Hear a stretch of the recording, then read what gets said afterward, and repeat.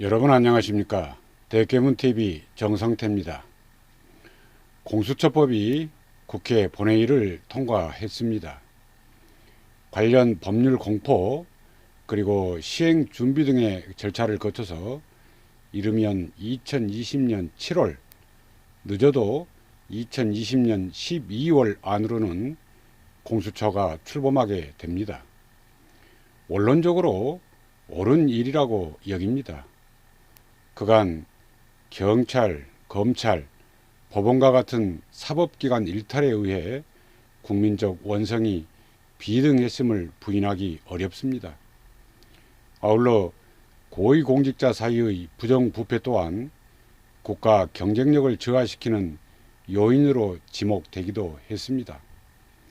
향후 공수처가 출범하게 되면 이들에 의한 비위가 크게 줄어들 것으로 기대되는 측면도 있습니다. 그러나 한편 우려가 없는 것만도 아닙니다. 공수처법에 갑작스레 추가된 독소조항인 제24조 2항과 4항 때문입니다. 백혜련 의원의 원안에도 없던 그런 내용입니다. 그런데 이걸 민주당 검찰개혁 특별위원장을 맡은 박주민 의원이 밀실에서 주도했다는 그런 의혹을 낳고 있습니다. 박주민 의원이 급하게 독소 조항을 끼워 넣었다는 보도가 그것입니다. 그런 때문에 공수처가 출범을 하기도 전에 벌써 법률 전문가들 사이에서는 위헌 소지가 있다는 그런 우려도 나오고 있는 상황입니다. 왜냐하면 말입니다. 검찰이 고위공직자 범죄를 인지한 경우 그 사실을 즉시 공수처에 통보하도록 되어 있습니다. 이럴 경우 검찰이 고위공직자에 대해 수사를 하려면 먼저 공수처에 보고하고 수사를 할 수 있는지 없는지 확인받아야 되는 그런 상황이 벌어질 수 있다 이겁니다. 따라서 공수처가 고위공직자에 대한 수사를 사실상 독점할 수 있게 된다 이런 의미입니다. 그런데 만일 공수처가 자기 편 봐주기를 할 경우 이를 검찰이 견제할 수단이 없게 됐다는 것이 가장 큰 문제입니다. 특히 대통령과 여당이 공수처장 내지 공수처 검사 임명에 수적으로 유리한 그런 구조입니다. 따라서 공수처가 자신들의 필요에 의해서 그 수사의 중립성을 훼손할 개연성도 높게 상존한다 이겁니다. 그리고 정권 비리에 대해 수사하려는 검찰을 표적 삼아서 보복할 수도 있다 이것입니다. 아울러 정당한 판결을 내린 판사에 대해서도 표적 삼을 수 있는 소지가 다분하다 이것입니다. 이게 왜 그런가 하면요. 공수처장을 임명할 때 후보 추천위원회 7명이 2명을 추천하게 되어 있습니다. 그러면 그 가운데 1명을 국회 인사청문회를 거쳐 대통령이 임명하게 되어 있습니다. 그런데 추천위원회 총 7명 가운데 2명만 야당 몫입니다. 결국 대통령과 여당 몫으로 5명의 추천위원이 되는 셈입니다. 그럼 이건 뭘 의미할까요? 이는 대통령 혹은 여권 입김에 따라 공수처장과 공수처 검사를 임명할 수 있게 된다는 것을 의미합니다. 만일 이럴 경우 어떻게 되겠습니까? 대통령 또는 여권과 가까운 그런 고위공직자 비위에 대해서는 검찰 수사가 원천 차단될 수 있도록 제도적 안전장치가 마련됐다 이런 셈입니다. 따라서 자칫 자기 편은 봐주기 수사 그리고 상대편은 부풀려서 정치적으로 탄압할 수 있는 그런 도구로 작동될 소지가 다분하다 이겁니다. 결국 검찰이 수사 중인 사건을 공수처가 가로채서 자기 편인 사람에 대해서는 대충 뭉개기 수사를 할 수 있는 그런 개연성이 높게 상존한다 이런 뜻입니다. 다시 말해서 대통령 또는 여권과 친밀한 인사가 공수처장이 돼서 그와 가까운 고위 공직자에 대한 검찰 수사는 불가능해질 수 있다 이것입니다. 예를 들어 보겠습니다.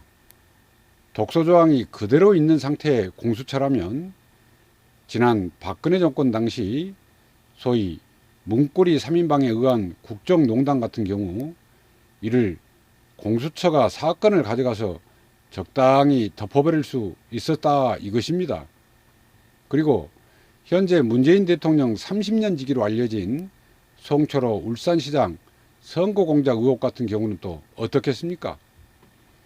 지금 검찰 수사가 상당히 진행 중에 있습니다만, 그런데 이걸 공수처가 가져가서 적당히 깔아뭉개면 어떻게 되겠습니까?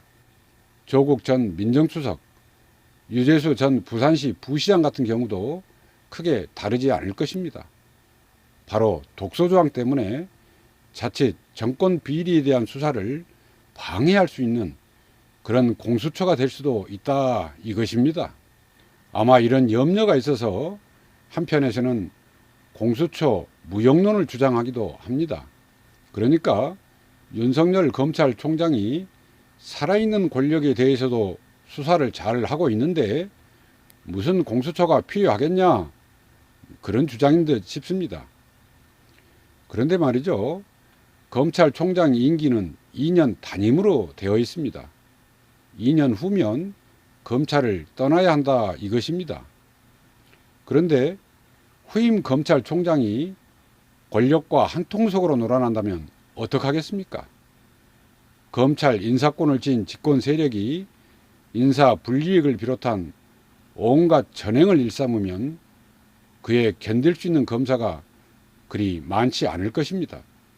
물론 윤석열 총장 개인의 강인한 성품 때문에 현재와 같이 살아있는 권력에 대한 검찰 수사가 계속되고는 있습니다. 그러나 이게 검찰총장이 바뀌게 되면 또 어찌 될지 아무도 모르는 일입니다. 사실 공수처 설립에 대해 애초 검찰도 찬성 입장을 보였습니다. 어떻게 보면 자기들 밥그릇 뺏기는 일인데도 국민적 대의를 거스르지 않겠다는 그런 뜻으로 이해됐습니다. 그런데 불현듯 독소조항이 삽입된 공수처법이 알려지면서 검찰도 반발하고 있는 것 같습니다. 충분히 그럴 만한 이유가 있다고 여깁니다. 이는 결단코 검찰을 옹호하려는 것이 아닙니다.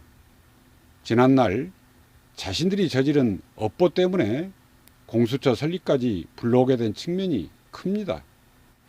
그러나 공수처가 예전에 몹쓸 짓을 일삼던 또 다른 그런 검찰이 될 수도 있는 독소 조항에 대해서는 불편한 마음을 떨칠 길이 없습니다. 여하튼 디테일 속에 숨은 악마를 대동한 채 공수처법이 국회를 통과했습니다. 큰 틀에서는 옳게 여깁니다만, 그러나 한편 염려스러운 마음도 떨칠 길이 없습니다. 거듭 강조합니다만 공수처가 자칫 정권의 신여로 전락될 그런 여지가 다분하기 때문입니다.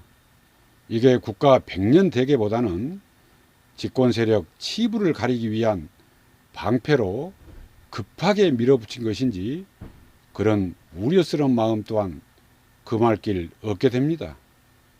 좌우 어느 정권이든 법은 공히 엄정하게 적용되어야 하기 때문입니다.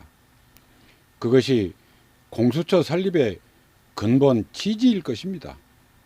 그러나 독소조항이 담긴 공수처법으로 인해 오용될 개연성이 매우 높아진 것도 사실입니다. 이에 대해 박주민 의원은 답할 수 있어야 합니다. 시대와 역사 앞에서 스스로의 양심에 부끄럽지 않아야 한다 이것입니다. 오늘 방송은 여기까지 하겠습니다. 감사합니다.